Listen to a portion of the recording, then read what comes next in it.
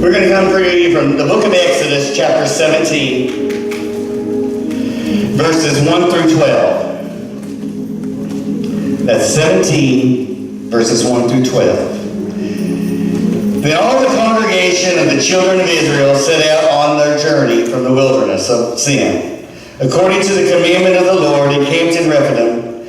But there was no water for the people to drink.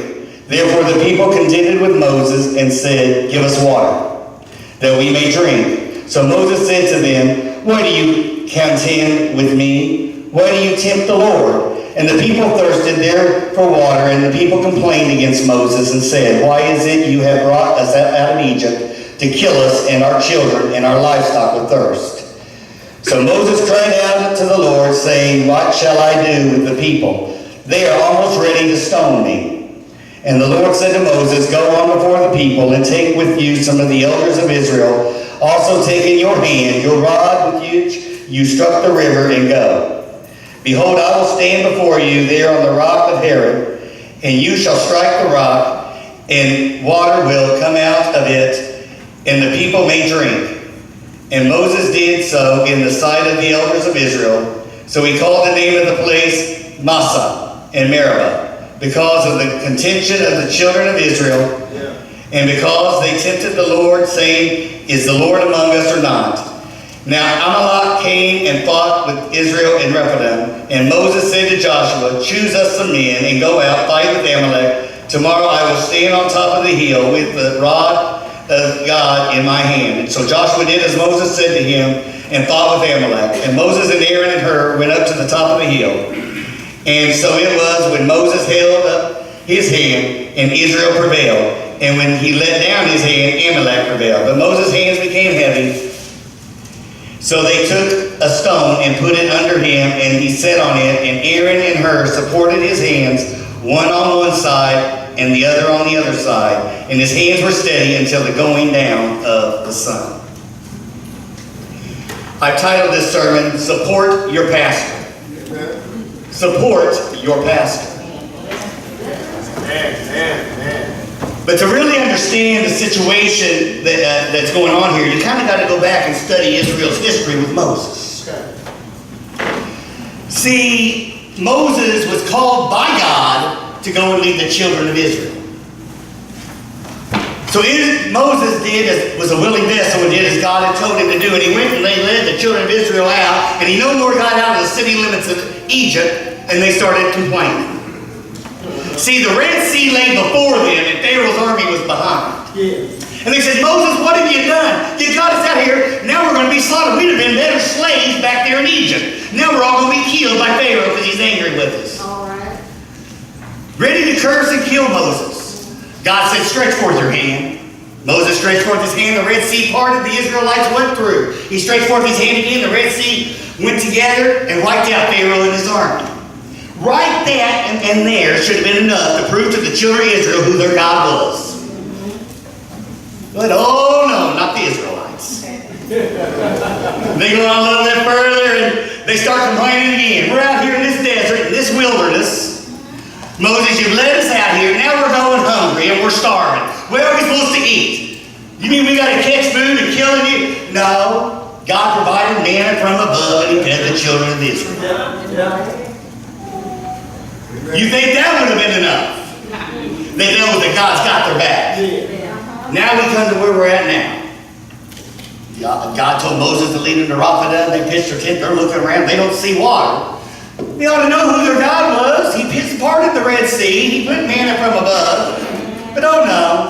They're like, "Where's the water at? Now we're going to die of thirst. Who do you think you are, Moses? I think we ought to just stone you to death. This is all your fault, Moses. We were stupid for listening to you." God said, "Moses, go take that staff. Hit the rock. I'll make water come down and they'll drink." Before he did that, though, Moses had to remind the Israelites something. He had to remind them that he wasn't doing this on his own accord. He didn't take them anywhere that God didn't tell him to take them. He didn't do anything God didn't tell him to do. He had to tell them, I didn't wake up one morning and say, I think I'll just go get those Israelites and take them out of Egypt and do it on his own accord. God approached Moses out in the wilderness and by a burning bush and told Moses to go. God's the one that told him to take him across the Red Sea. God's the one that told him to take him in the wilderness. He had to remind him, I'm not the one doing this, God is. See, church, the promised land wasn't a 40-year journey. It was just a few days, a few weeks, a few months. It wasn't that far. But God couldn't take them to the promised land He promised the Israelites, so He worked some things out of it. He had to work some things before He could take them to the next level. And Moses had to remind him of that. He reminded us, I'm not doing this on my accord. And when you curse me and won't listen to me, you're really not telling me. You're telling the great I am He ain't great enough. You're telling the Jehovah Jireh, the Almighty Provider, that He can't provide the way you think He should provide. You're telling God that He isn't worthy enough of your obedience. That's what Moses told him. Why do you curse the Lord? Why do you tempt the Lord? He had to remind them of that. He had to tell them who their God was. Remind them, you're not doing this to me. You're doing it to God. See, church, God can't take us to the next level either. God can't take us to the next level until He works some things out of us. Preacher. He can't get to the next level, church, until we get behind our under-shepherd. Our under-shepherd don't do anything that God don't direct him to do. You might say, well, I do support my under-shepherd. I love my pastor. I support my pastor. I know we all love him. What's not to love about our pastor and first lady? Yes, I do. But when He gives us an order, and we don't obey, or we try to do it our own way instead of the way He directed us to, are we really showing that love? And that obedience? When He tells us, we mope and complain, I ain't never had to do this before, this is how I've always done it, I don't understand why I got to pick a ministry, I don't understand why I got to turn a forum in, I don't understand what I got to do, or I got to come to meetings and stuff. You got to remember one thing, He's doing as God directed Him. See, our God is not a God of chaos. He's not a God of mess. He's a God of structure and a God of obedience. He's a God that wants that. And if there's mess and chaos, God ain't going to show up. And if God don't show up, then we can't get to where we need to be. If your ministry's a mess, God's not going to have no part of it. God has directed our under-shepherd to direct us in a certain way. So next time our under-shepherd gives us a direct order, it's coming from Jehovah Jireh, not John Woodall. We got to support our pastor because as he follows God's lead, we have to follow his lead. And God cannot take South Calvary Missionary Baptist Church to where it needs to go till we do that. See, the visions and the things that John Woodall has is what God has shown him. That vision for the new sanctuary is the vision that God has for us, the great I am. We have to get behind our under-shepherd. We have to do what God has directed him. God is a God of order, structure, and He expects His church to be ran the same way. See, church, Jeremiah 3:15 tells us, and I will give you pastors according to mine heart, which shall feed you with knowledge and understanding. See, God knows exactly what we need when we need it. David was a man after God's own heart, so He made him king of Israel. John W. Woodall Jr. was a man after God's own heart, so He made him the pastor of South Calvary Missionary Baptist Church, because He knew that's what we needed when we needed it.